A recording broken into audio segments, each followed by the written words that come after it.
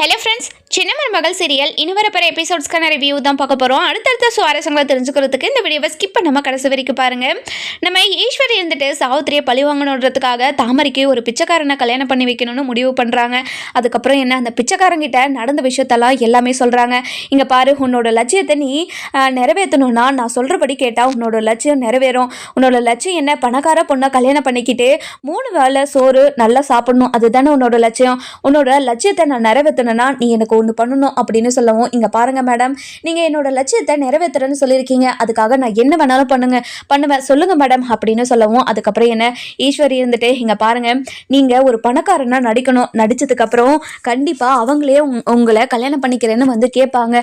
கேட்டதுக்கப்புறம் நீங்கள் உடனேலாம் ஒத்துக்கிறேன்னெல்லாம் சொல்லக்கூடாது, கொஞ்ச நேரம் கழிச்சு தான் நீங்கள் கல்யாணம் பண்ணிக்கிறேன்னு சொல்லணும் அப்படின்னு சொல்கிறாங்க.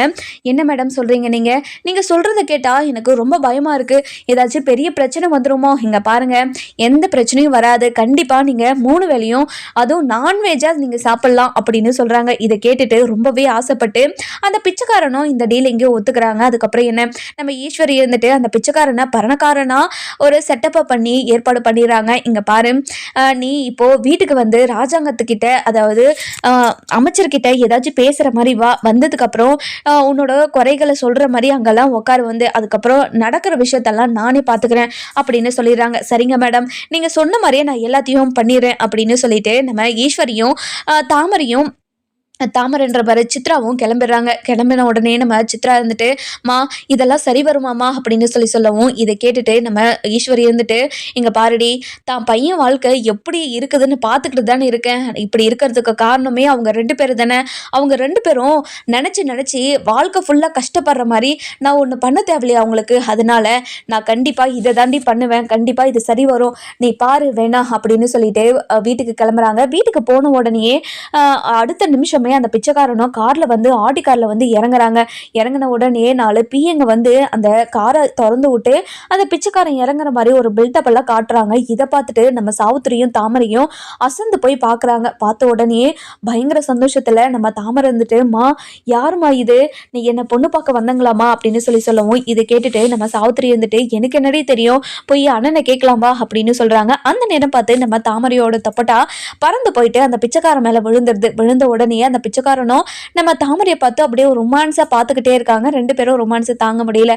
அதுக்கப்புறம் என்ன, நம்ம பிச்சைக்காரர் இருந்துட்டு அந்த துப்பட்டாவை எடுத்து, இந்தாங்க துப்பட்டாவை பத்திரமா வச்சுக்கோங்க அப்படின்னு சொல்லிட்டு கொடுத்துட்டு உள்ளே போயிடுறாங்க. மா எனக்கு இவரவே கல்யாணம் பண்ணி வச்சிடுறீங்களாம்மா அப்படின்னு சொல்லவும், இங்கே பாருடி, அவருக்கு கல்யாணம் ஆயிடுச்சா என்னன்னே தெரியாமல் எப்படி உனக்கு கல்யாணம் பண்ணி வைக்கிறதா என்னன்னு முடிவு பண்ண முடியும், ஃபஸ்ட்டு உள்ளே என்ன விஷயமா போகிறாங்கன்னு சொல்லிட்டு கேட்கலாமா அப்படின்னு சொல்லிட்டு உள்ளே போகிறாங்க.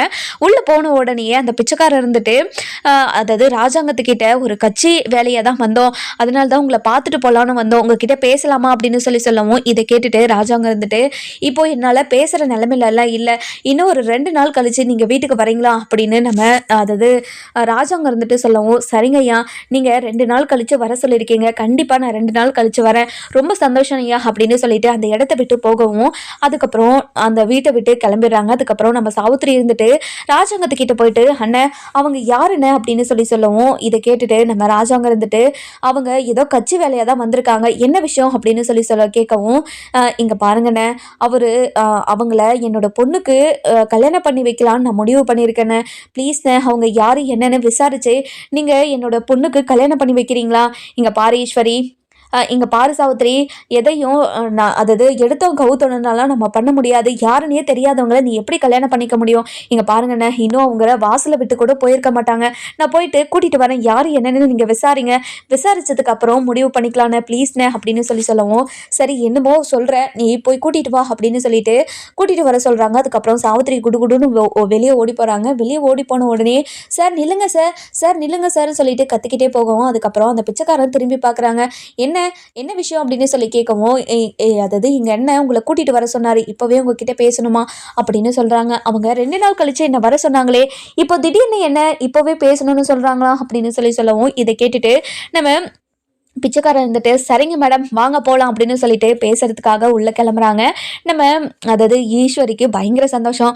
தான் போட்ட வலையில சாவித்திரியும் தாமரையும் விழுந்துட்டாங்களேன்னு நினச்சி ரொம்ப சந்தோஷத்தில் இருக்காங்க. அதுக்கப்புறம் என்ன 2 பேருமே உள்ளே போகிறாங்க. உள்ளே போன உடனே அண்ணன் நான் கூட்டிகிட்டு வந்துட்டேனே பேசுங்கண்ணே அப்படின்னு சொல்லவும் இங்கே பாருங்கள் நீங்கள் என்ன வேலையை என்கிட்ட வந்தீங்க அப்படின்னு சொல்லவும் இல்லைங்க ஐயா நாங்கள் ஒரு கட்சி மீட்டிங்கில் தான் வந்தோம். இப்போது எலெக்ஷன் எல்லாம் வரப்போதில்லை அதனால் அதாவது கூட்டம் கூட்டுறதுக்கெல்லாம் நாங்கள் உங்களுக்கு ஹெல்ப்ஃபுல்லாக இருக்கோம் அப்படின்றதுக்காக தான் சொல்லலான்னு வந்தோம் ஐயா அப்படின்னு சொல்கிறாங்க. இதை கேட்டுட்டு ரொம்ப சந்தோஷம். நீங்கள் யார் என்னன்னு தெரியாமல் எப்படி நாங்கள் இங்கே பாருங்க ஐயா உங்களை ரொம்ப வருஷமாக நான் பார்க்கணும் உங்ககிட்ட பேசணும்னு நினச்சிக்கிட்டு இருக்கேன். ஆனால் எங்களால் முடியல. நானும் உங்களை விட நிறைய பணக்காரன் தான். என்கிட்ட ஏகப்பட்ட சொத்து இருக்குது. உங்ககிட்ட இருக்கிறத விட அதிகமாக தான் என்கிட்ட இருக்கும் அப்படின்னு அடித்து விடுறாங்க. இதெல்லாம் கேட்ட நம்ம சாவித்திரிக்கு பயங்கர ஆசையாயிடுது. தான் பொண்ணுக்கு இப்படி ஒரு வாழ்க்கையை தான் அமைச்சு கொடுக்கணும்னு நினச்சேன். அண்ணன் நான் உங்ககிட்ட வாயை திறந்து கேட்டுடுறேன்னு இங்கே பாருங்கள் சார் உங்களுக்கு கல்யாணம் ஆயிடுச்சா சார் அப்படின்னு சொல்லி கேட்கவும் இதை கேட்டுட்டு இங்கே பாருங்கள் மேடம் நீங்கள் என்ன கேள்வி கேட்குறீங்க அப்படின்னு சொல்லவும் இதை கேட்டுட்டு நம்ம ராஜாங்க இருந்துட்டு இங்கே பாருங்கள் அவங்க ஏதோ தெரியாமல் கேட்டுட்டாங்க நீங்கள் விடுங்க. இங்கே பாரு சாவித்திரி யார்கிட்ட எப்படி பேசுறது நல்லா தெரியுது இல்லையா எதுக்காக இப்படி நாகரிகமே இல்லாமல் பேசிக்கிட்டு இருக்க கொஞ்ச நேரம் அமைதியே இரு. இங்கே பாருங்கள் சார் அவங்க கேட்டுட்டாங்க அவங்களுக்கு நம்ம பதில் சொல்லி ஆகணும்ல அதனால நான் பதில் சொல்லிடுறேன். இன்னும் எனக்கு கல்யாணம் ஆகலை நானும் பொண்ணு பார்த்துக்கிட்டு தான் இருக்கேன். எனக்கு எனக்கு அதாவது எனக்கு தகுந்த மாதிரி எந்த பொண்ணும் கிடைக்கல அப்படின்னு சொல்கிறாங்க. இதை கேட்டுட்டு சாவித்திரி இருந்துட்டு வாயை திறந்து இங்கே பாருங்கண்ணே அவங்களுக்கும் கல்யாணம் ஆகலையா அதுவும் பொண்ணு தான் பார்த்துக்கிட்டு இருக்காங்களா என்னோட பொண்ணையே நான் அவங்களுக்கு கொடுக்குறேனே அப்படின்னு சொல்லவும் இதை கேட்டுட்டு அந்த பிச்சைக்காரனுக்கு பயங்கர சந்தோஷம்.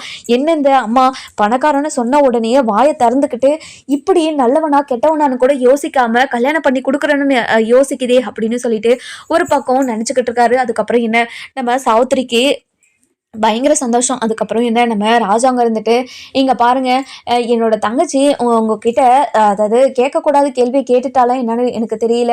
ஆனால் அவங்க மனசில் இருந்ததை கேட்டிருக்காங்க. நீங்கள் என்ன சொல்கிறீங்க அப்படின்னு சொல்லி நம்ம ராஜாங்கமும் கேட்கவும் இதை கேட்டுட்டு நம்ம அந்த பிச்சைக்காரன் இருந்துட்டு இங்கே பாருங்கள் சார் எங்களோட வீட்டில் நாங்கள் கேட்டுட்டு சொல்கிறோம் உங்கள் பொண்ணோட ஃபோட்டோ மட்டும் எனக்கு கொடுத்து அனுப்புங்க சார் அப்படின்னு சொல்கிறாங்க. இதை கேட்டுட்டு நம்ம அதாவது சாவித்திரி இருந்துட்டு பயங்கர சந்தோஷமாக போயிட்டு இப்போவே ஃபோட்டோ எடுத்துகிட்டு வரேன் அப்படின்னு சொல்லிட்டு ஃபோட்டோவை எடுத்துகிட்டு போயிட்டு அதாவது ரூம்குள்ளே போயிட்டு ஃபோட்டோவெல்லாம் எடுத்து பின்னாடி நம்ம தாமரையோட நம்பரு அட்ரஸ் எல்லாத்தையுமே எழுதி கொடுக்குறாங்க. கொடுத்த உடனே இங்கே பாருங்கள் இது இது இது பின்னாடி தாமரையோட நம்பரும் இந்த வீட்டு அட்ரஸும் நான் எழுதியிருக்கேன். உங்கள் வீட்டில் இருந்து வந்து பார்க்குறதா இருந்தால் கூட வந்து பார்க்க சொல்லுங்கள் அப்படின்னு சொல்கிறாங்க. இதை பார்த்த நம்ம ஈஸ்வரிக்கு பயங்கர சந்தோஷம். அதுக்கப்புறம் என்ன நம்ம தாமரை இருந்துட்டு பயங்கர சந்தோஷமா ரொம்ப சந்தோஷமா எனக்கு இப்படி ஒரு வாழ்க்கையை தான் நீ அமைச்சு கொடுக்குவன்னு நினச்சிக்கிட்டு இருந்தேன். இப்படி ஒரு வாழ்க்கையை அமைச்சு கொடுத்துட்டு இல்லைம்மா ரொம்ப சந்தோஷமா எனக்கு அப்படின்னு சொல்கிறாங்க. அதுக்கப்புறம் என்ன நம்ம சாவித்திரி இருந்துட்டு ஈஸ்வரி கிட்ட போயிட்டு இங்கே பாரு உன்னோட பையனுக்கு தான் நீ பணக்கார பொண்ணை பார்த்து கல்யாணம் பண்ணி வச்சுன்னு சொல்லிட்டு இப்படி கஷ்டப்பட்டுக்கிட்டு இருக்க. ஆனால் என்னோட பொண்ணை பார்த்தியா என்னோட அண்ணனை விட பெரிய பெரிய ஃபேமிலியா பெரிய சொத்துக்காரனா பணக்காரனா கோடீஸ்வரனா பிடிச்சி நான் கல்யாணம் பண்ணி வைக்க போகிறேன். என்னோட பொண்ணுக்கு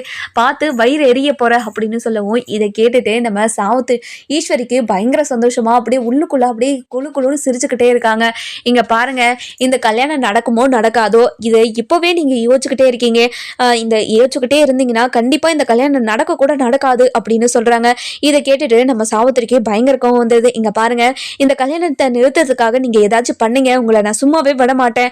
நீங்க என்னதான் பண்ணிடுறீங்கன்னு நானும் பாக்குறேன். இங்க பாருங்க அத்தாச்சி நான் எந்த ஒரு பிரச்சனையும் பண்ண மாட்டேன். இந்த கல்யாணம் நீங்க நினைச்ச மாதிரியே நடக்கட்டும். ஆனால் கண்டிப்பாக நான் எதுவுமே பண்ணாமல் இந்த கல்யாணம் நிற்கும் பாருங்க அப்படின்னு சொல்லவும் இதை கேட்டுட்டு இங்கே பாருங்கள் மதனி நீங்கள் எதுவுமே பண்ணலாம் தான் அது இதை ஏதாச்சும் பண்ணால் மட்டும்தான் இந்த கல்யாணம் நடக்கும். நீங்கள் அமைதியாக இருந்தால் கண்டிப்பாக இந்த கல்யாணம் நடக்கும். ரொம்ப சந்தோஷமாக இருக்கும் நீங்கள் எதுவுமே பண்ணாமல் இருந்தால் அப்படின்னு சொல்லிட்டு கிளம்பிடுறாங்க. அதுக்கப்புறம் நம்ம சாவித்திரிக்கு நடக்க போகிற விஷயம் என்னன்னு தெரியாமல் இவ்வளோ சந்தோஷமாக இருக்காங்க. இன்னொரு பக்கம் பார்த்தீங்கன்னா நம்ம சாவித்திரி இருந்துட்டு ராஜாங்கத்துக்கிட்ட போயிட்டு அண்ணன் ரொம்ப சந்தோஷண்ணே அவங்க நம்பரை வாங்கி வச்சுருந்தா இருக்கோம். அவங்களுக்கு பொண்ணு பிடிச்சிருக்கோ இல்லையோ அவங்க எப்படி நான் சொல்லுவாங்க அப்படின்னு சொல்லியும் இன்னொரு பக்கம் பார்த்தீங்கன்னா நம்ம சாவித்திரி ஈஸ்வரி இருந்துட்டு அந்த பிச்சைக்காரனுக்கு ஃபோன் பண்ணுறாங்க. ஃபோன் பண்ண உடனே இங்கே பாரு இப்போவே கால் பண்ணி அதாவது பொண்ணை வீட்டில் இருக்கிறவங்களுக்கு எல்லாருக்கும் ரொம்ப பிடிச்சிருச்சு, நாங்கள் 2 நாளில் கல்யாணம் வச்சுக்கலான்னு முடிவு பண்ணியிருக்கோம், நீங்கள் என்ன சொல்கிறீங்க அப்படின்னு நீ ஃபோன் பண்ணி கேட்கணும் அப்படின்னு சொல்கிறாங்க. இதை கேட்டுட்டு பிச்சைக்காரன் இருந்துட்டு என்ன மேடம் இப்படியெல்லாம் சொல்கிறீங்க, எனக்கு ரொம்ப பயமாக இருக்குது மேடம், இங்கே பாரு எந்த ஒரு பிரச்சனையும் வராது, நான் பார்த்துக்கிறேன் உன்னை, நீ கண்டிப்பாக எந்த பிரச்சனையும் அதாவது எந்த பிரச்சனையுமே பண்ணாமல் இந்த கல்யாணம் நடக்கும்னா கண்டிப்பாக நடக்கும், நீ கவலைப்படாமல் ஃபோன் பண்ணி நான் சொன்ன விஷயத்த எல்லாருக்கிட்டையும் சொல்லிடு அப்படின்றாங்க. அதுக்கப்புறம் நம்ம ஈஸ்வரி சொன்ன மாதிரியே அந்த பிச்சைக்காரர் வந்துட்டு தாமரைக்கு கால் பண்ணுறாங்க. கால் பண்ண உடனே என்ன புது நம்பராக வருது அப்படின்னு சொல்லிட்டு யோசிக்கவும், அம்மா ஏதோ எனக்கு புது நம்பர்லேருந்து வருதுமா, யார் நம்பர்னு தெரியல, அந்த பணக்கார மாப்பிள்ளையா இருக்க போதுடி, எடுத்து பேசுடி அப்படின்னு சொல்லி பதறி போய் சொல்லவும், அதுக்கப்புறம் நம்ம தாமரை இருந்துட்டு எடுத்துட்டு ஹலோ யார் பேசுறது அப்படின்னு சொல்ல கேட்கவும், இங்கே பாருங்க நான் இப்போ தான் உங்கள் வீட்டுக்கு வந்து போனேன், நான் என்கிட்ட ஒரு ஃபோட்டோவை கொடுத்து அனுப்பி வச்சிங்களே அந்த மாப்பிள்ளை பேசுகிறேன் அப்படின்னு சொல்லவும், இதை கேட்டுட்டு நம்ம தாமரைக்கு வெக்கமாக வருது. அதுக்கப்புறம் நம்ம சாவித்திரி கிட்ட ஃபோனை கொடுத்துட்றாங்க. கொடுத்த உடனே நம்ம சாவித்திரி இருந்துட்டு மாப்பிள்ளை சொல்லுங்கள் மாப்பிள்ளை, பொண்ணு உங்களுக்கு பிடிச்சிருக்கா அப்படின்னு சொல்லி கேட்கவும், இங்கே பாருங்கள் எங்கள் வீட்டில் எல்லாருக்குமே பொண்ணை பிடிச்சிருக்கு, இன்னும் 2 நாளில் கல்யாணத்தை வச்சுக்கலான்னு முடிவு பண்ணியிருக்காங்க, உங்களுக்கு ஓகேனா இதுக்கு நம்ம அடுத்த லெவலுக்கு போகலாம், இல்லைனா நாங்கள் வேற பொண்ணை பார்த்துக்குறோம் அப்படின்னு சொல்லவும், இதை கேட்டுட்டு நம்ம சாவித்திரிக்கு பயங்கர சந்தோஷம். இங்கே பாருங்க சார், நீங்கள் சொன்ன முடியே நம்ம 2 நாள்லேயே கல்யாணத்தில் வச்சுக்கலாம், நீங்கள் என்னோட அண்ணன்கிட்ட மட்டும் 2 வார்த்தை பேசுறீங்க அப்படின்னு சொல்லிட்டு நம்ம ராஜாங்கத்துக்கிட்ட போயிட்டு ஃபோனை கொடுக்குறாங்க. கொடுத்த உடனே என்ன சாவித்திரி யார் அது, என்ன ஏதுன்னு கூட சொல்லாமல் அப்படி ஃபோனை எடுத்துகிட்டு வந்து கொடுக்குற நீ, என்னதான் உனக்கு பிரச்சனை அப்படின்னு சொல்லவும், இங்கே பாருங்கண்ணே இப்போ நம்ம கிட்ட ஃபோட்டோவும் நம்பரும் வாங்கிட்டு போனாங்கல்ல அவங்க தானே பேசுகிறாங்க, நீங்கள் ஃபோனை வாங்கி பேசுங்கண்ணே அப்படின்னு சொல்லி கொடுக்குறாங்க. சொல்லுங்க அப்படின்னு சொல்லிட்டே சொல்லவும், இங்கே பாருங்க ஐயா, எங்கள் வீட்டில் எல்லாருக்குமே பொண்ணு ரொம்ப பிடிச்சிருக்கு, இன்னும் 2 நாளில் கல்யாணத்தை வச்சுக்கலான்னு முடிவு பண்ணியிருக்காங்க, இதுக்கு சம்மதம் மட்டும் சொல்லுங்கள், இல்லைன்னா நாங்கள் வேற பொண்ணை பார்த்துக்குறோம் சார் அப்படின்னு சொல்லவும், இதை கேட்டுட்டு நம்ம ராஜாங்க இருந்துட்டு நாங்கள் கால் பண்ணி சொல்கிறோம், நீங்கள் வெயிட் பண்ணுங்க அப்படின்னு சொல்லிட்டு ஃபோனை கட் பண்ணிவிட்டு, என்ன சாவித்திரி கல்யாணத்துக்கு இவ்வளோ அவசரப்படுறாங்க, எனக்கு என்னமோ சரியாக படலை, இந்த கல்யாணம் வேண்டான்னு தோணுது, இங்கே பாருங்கண்ணே என்னோட பொண்ணு பணக்கார வாழ்க்கை அமையக்கூடாதுன்னு நினச்சிக்கிட்டு இருக்கீங்களான்னு, உங்களோட பையனுக்கு ஒரு அது எந்த வசதியுமே இல்லாமல் அன்னாட காட்சியை கல்யாணம் பண்ணி வச்சுட்டோம்ன்றதுக்காக என்னோட பொண்ணுக்கும் அந்த மாதிரி ஏதாச்சும் மாப்பிள்ளையை பார்க்கலான்னு நினச்சிக்கிட்டு இருக்கீங்களா அப்படின்னு சொல்லவும், இதை கேட்டுட்டு நம்ம ராஜாங்கத்துக்கு பயங்கர கோவம் வந்துடுது.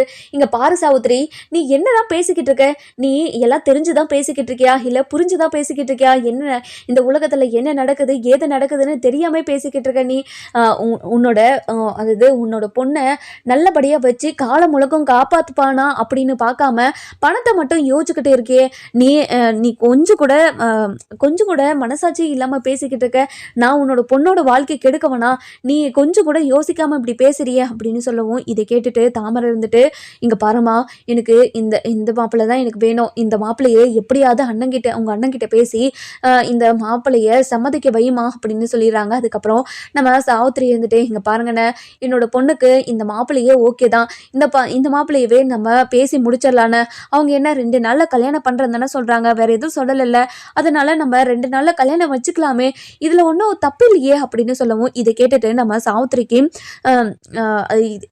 சொல்லிட்டு அதுக்கப்புறம் ராஜாங்க இருந்துட்டு இங்கே பாரு சாவித்திரி, அதுக்கப்புறம் பின்னாடி எந்த பிரச்சனை வந்தாலும் இதுக்கும் எனக்கும் எந்த சம்மந்தமும் இல்லை, உனக்கா பிடிச்சி போய் தான் இந்த சம்மதத்தை நீ பண்ணியிருக்க, அதுக்கப்புறம் என்னோட அண்ணன் என்னோட பொண்ணோட வாழ்க்கை கெடுத்துட்டான் அப்படி இப்படின்னு ஏதாச்சும் என்கிட்ட பேசிக்கிட்டு வந்தேன், அவ்வளோதான், அப்போது நடக்கிறதே வேற, இங்கே பாருங்கண்ணே என்னோட பொண்ணுக்கு நானாக தானே மாப்பிள்ளை பார்த்தேன், நான் அந்த மாதிரி எதுவுமே சொல்ல மாட்டேனே, எனக்கு இந்த கல்யாணத்துக்கு மட்டும் நீங்கள் ஓகே மட்டும் சொன்னால் போதுண்ணே ப்ளீஸ்ண்ணே அப்படின்னு சொல்லிட்டு கெஞ்சுறாங்க. சரி சாவித்திரி நீ என்ன பண்ணுறியோ பண்ணிக்கோ, நீ கல்யாணத்துக்கு தேவையான ஏற்பாடெல்லாம் பண்ணிக்கோ அப்படின்னு சொல்லிட்டு போயிடுறாங்க. அதுக்கப்புறம் என்ன நம்ம ஈஸ்வரி இருந்துட்டு பயங்கர சந்தோஷமாக அதாவது தன்னோட பையனோட வாழ்க்கையை கெடுத்தால, அதனால் இப்போது அவள் பொண்ணோ வாழ்க்கையை அவளையே கெடுக்க போகிறா அப்படின்னு சொல்லிட்டு நினச்சி பயங்கரமாக சிரிச்சுக்கிட்டு இருக்காங்க. நம்ம போஸ் இருந்துட்டு இங்கே என்னதாம்மா நடக்குது, எனக்கு ஒன்றுமே புரிய மாட்டேங்குதுமா அப்படின்னு சொல்லவும், இங்கே பாருடா ஒரு பெரிய ஆப்பா நான் அந்த சாவித்திரிக்கு வச்சுருக்கேன், கண்டிப்பாக அவங்க அந்த ஆப்பில் மாட்டிக்கிட்டு அவ்வளோ காலம் முழுக்க நினச்சி நினச்சி செத்துக்கிட்டு இருக்க போகிறாங்க. உன்னோட வாழ்க்கையை இப்படி இருக்கிறதுக்கு காரணம் அவங்க தானே. கண்டிப்பாக அவங்கள ஏதாச்சும் நான் பண்ணி ஆகணும்ல. அதனால தான் ஒரு பிரச்சனையில் அவங்கள மாட்டி விட்டுருக்கேன். அதில் அந்த வழியில் அவங்களும் சிக்கிக்கிட்டாங்க. அதனால் இது நடக்கிறப்ப உன்னைக்கே புரியும் அப்படின்னு சொல்லிடுறாங்க. மா, நீ சொல்கிறது எனக்கு ஒன்றுமே புரிய மாட்டேங்குதுமா. என்னென்னமோ சொல்லிக்கிட்டு இருக்க, என்னமோ சொல்கிறப்போ அப்படின்னு சொல்லிட்டு நம்ம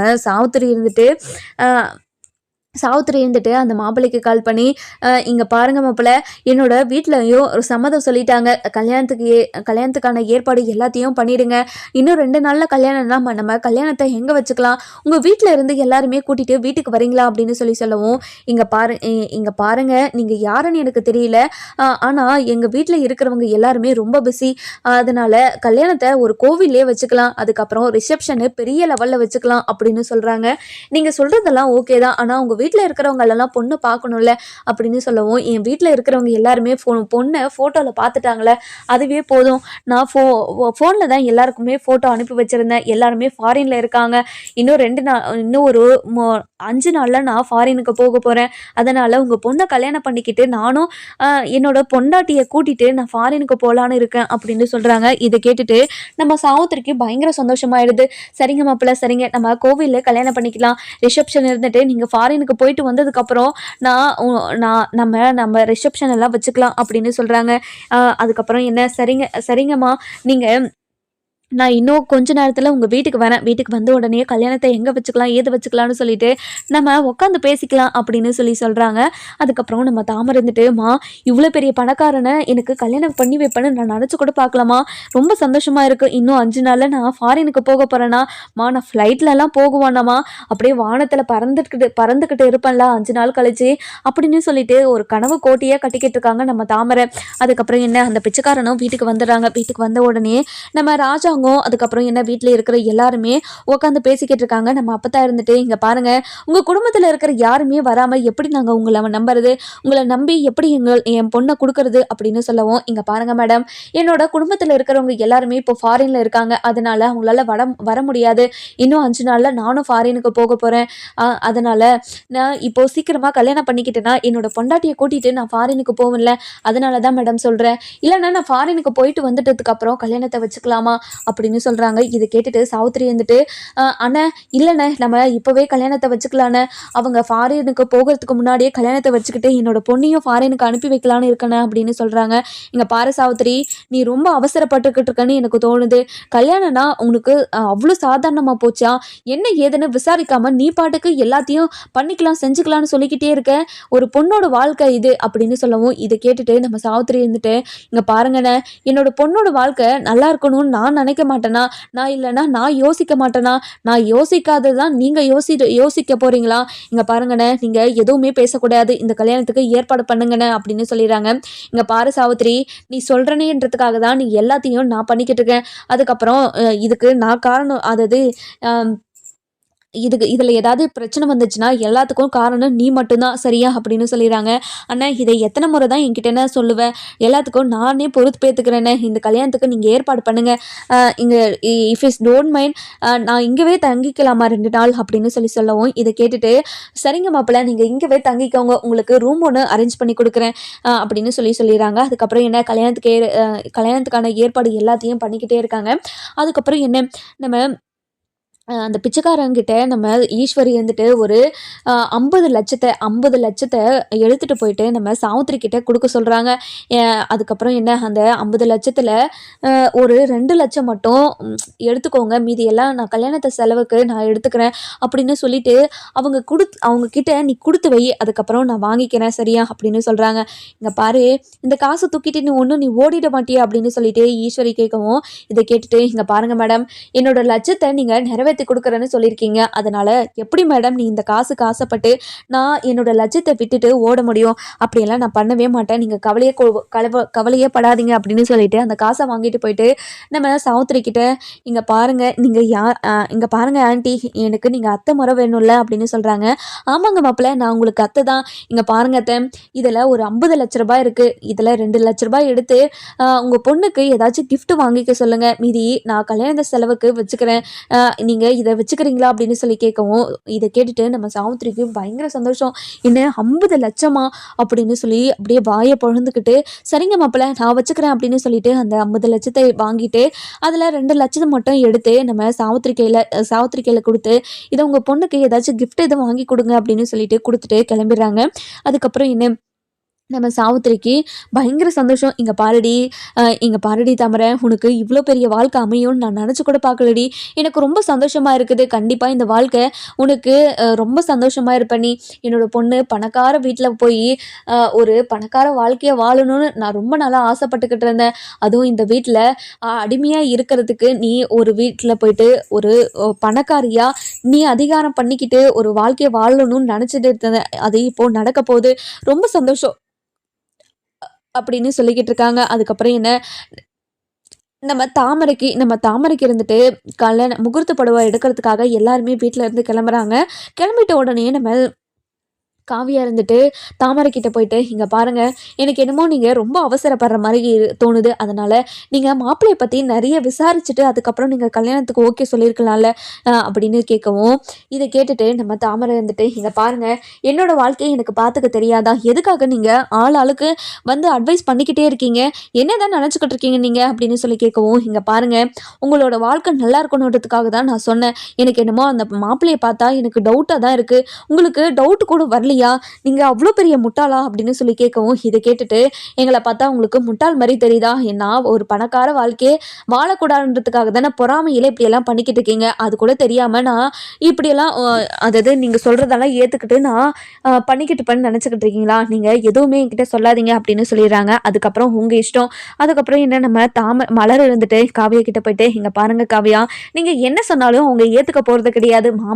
மாமா எவ்வளவோ அத்தைக்கிட்ட பேசியாச்சு. ஆனால் அதாவது மாமா எவ்வளவோ அவங்க கிட்ட பேசியாச்சு. அதனால நீங்கள் அவங்க கிட்ட பேசி எந்த பிரயோஜனமும் இல்லை. நீங்கள் பேசாதீங்க, விடுங்க. அவங்க அனுபவிச்சு தான் புரிஞ்சுக்கணும்னா அனுபவிக்கட்டும், விடுங்க அப்படின்னு சொல்லிடுறாங்க. நீங்கள் சொன்னது தான் கரெக்டு. நம்ம அவங்க வாழ்க்கை நல்லா இருக்கட்டும்னு சொல்லி போய் சொன்னால் அவங்க நம்மளவே அசிங்கப்படுத்துகிறாங்க. அதனால் அவங்க அனுபவிச்சு திருந்துக்கிட்டோம் அப்படின்னு சொல்லிட்டு விட்டுறாங்க. அதுக்கப்புறம் நம்ம தாமரைக்கு முகூர்த்த புடவை எல்லாத்தையுமே எடுத்துட்டும் வந்துடுறாங்க. வந்த உடனே நம்ம மாப்பிள்ளை இருந்துட்டு தான் பணக்காரன்ற மாதிரி எல்லாம் வாரி வர செலவு பண்ணிக்கிட்டே இருக்காரு. அதுக்கப்புறம் என்ன, இதெல்லாம் பார்த்துட்டு நம்ம தாமரைக்கும் சாவித்திரிக்கும் பயங்கர சந்தோஷம். அதுக்கப்புறம் என்ன, அடுத்த நாள் காலையில் கோவிலில் கல்யாணத்தை வச்சுருக்காங்க. அதுக்கப்புறம் அந்த மாப்பிள்ளை இருந்துட்டு ஈஸ்வரி கிட்ட போயிட்டு, இங்கே பாருங்கள் மேடம், இது எதுவும் யாருக்கும் சந்தேகம் வந்து பிரச்சனை வந்துடாதே, என்னை இப்போ ஜெயிலில் பிடிச்சி போட்டுற மாட்டாங்களே, எனக்கு ரொம்ப பயமாக இருக்குது மேடம். இங்கே பாரு, ஜெயிலுக்கு போனாலையும் 3 வேளை உனக்கு சோறு கிடைக்க தானே போகுது. இங்கே பாரு, அப்படியே உன்னை ஜெயிலுக்கு அனுப்பினாலையும் கண்டிப்பாக நான் உன்னை உள்ளெல்லாம் வச்சிருக்க மாட்டேன். எப்படியாவது ஜாமீனில் எடுத்து உன்னை வெளியே விட்டுருவேன். நீ கவலையே படாத. உனக்கு 3 வேளை சாப்பாடையும் நான் கரிசோரா போட ஏற்பாடு பண்ணுறேன், சரியா அப்படின்னு சொல்கிறாங்க. சரிங்க மேடம், நீங்கள் இவ்வளோ தூரம் சொல்கிறீங்க, அதனால நான் இதுக்கு ஓகே சொல்கிறேன் அப்படின்னு சொல்லி போகிறாங்க.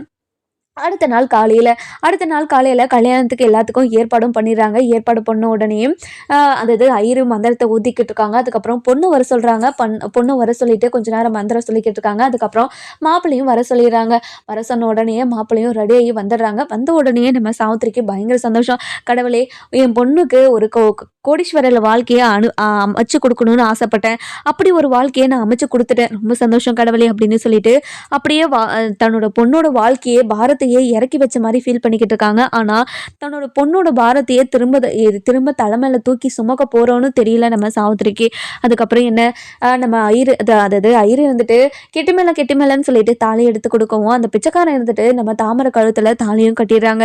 கட்டிட்ட உடனே நம்ம ஈஸ்வரி இருந்துட்டு நிறுத்துங்கன்னு சொல்லிட்டு அதாவது தாலி கட்டிட்டதுக்கப்புறம் நிறுத்துங்கன்னு சொல்லிக்கிட்டு கத்திக்கிட்டே வரவும், அதுக்கப்புறம் அந்த கல்யாணத்தில் இருந்து எல்லாருமே அப்படியே பயங்கர ஷாக்கில் என்னாச்சுன்னு அப்படின்னு சொல்லிட்டு பார்த்துக்கிட்டு இருக்காங்க. அதுக்கப்புறம் நம்ம ராஜாங்க இருந்துட்டு, ஈஸ்வரி என்னாச்சு ஈஸ்வரி அப்படின்னு சொல்லி கேட்கவும், இங்கே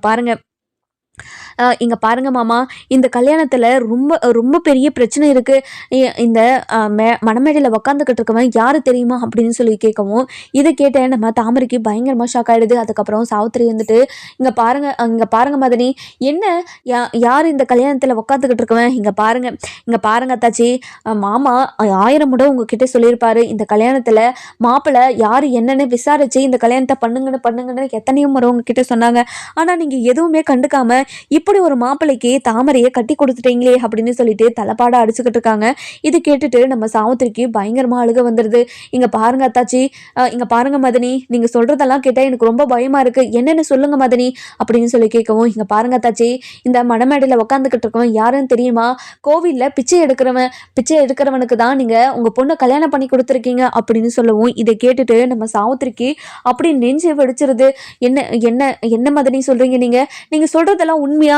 நீங்க சொல்றதெல்லாம் உண்மை இல்லதுல, நீங்க பொய் தானே சொல்றீங்க, என்ன ஏமாத்துறதுக்காக தானே இப்படி எல்லாம் பேசிக்கிட்டு இருக்கீங்க அப்படின்னு சொல்லவும், இதை கேட்டுட்டு நம்ம சாவித்திரி வந்துட்டு அப்படியே நெஞ்சு வெடிச்சிடுற மாதிரி கீழே விழுந்துடுறாங்க. விழுந்த உடனே நம்ம மலர் வந்துட்டு அதாவது சாவித்திரியை பிடிச்சி தண்ணியை தெளிச்சு உட்கார வைக்கிறாங்க. இங்க பாருங்க, இங்க பாருங்க மதனி, இங்க பாருங்க அத்தாச்சி, உங்க பொண்ணை நீங்க ஒரு பிச்சைக்காரனுக்கு தான் கல்யாணம் பண்ணி கொடுத்துருக்கீங்க, விசாரிக்காம இப்படி கல்யாணம் பண்ணி கொடுத்துட்டீங்களே அப்படின்னு சொல்லும்போது நம்ம தாமரைக்கும் சாவித்திரிக்கும் அப்படியே இடி விழுந்த மாதிரி இருக்கு. நம்ம சாவித்திரி வந்துட்டு இங்க பாருடா அப்படின்னு சொல்லிட்டு அந்த மாப்பிள்ளைய அதாவது மாப்பிள்ளையோட சட்டையை பிடிச்சிக்கிட்டு, இங்க பாருடா, எதுக்காகடா இப்படி ஒரு வேலையை பண்ண, எனக்கு ஒரு பணக்கார பொண்ணை கல்யாணம் பண்ணிக்கணும்னு ஆசை, அதனால தான் இப்படி பண்ணிட்டேன் அப்படின்னு சொல்றாங்க. நம்ம தாமரை இருந்துட்டு இந்த வாழ்க்கையை ஏத்துப்பாங்களா மாட்டாங்களான்னு நம்ம வர எபிசோட்ல பார்க்கலாம். இந்த வீடியோ உங்களுக்கு பிடிச்சிருந்தா லைக் பண்ணுங்க.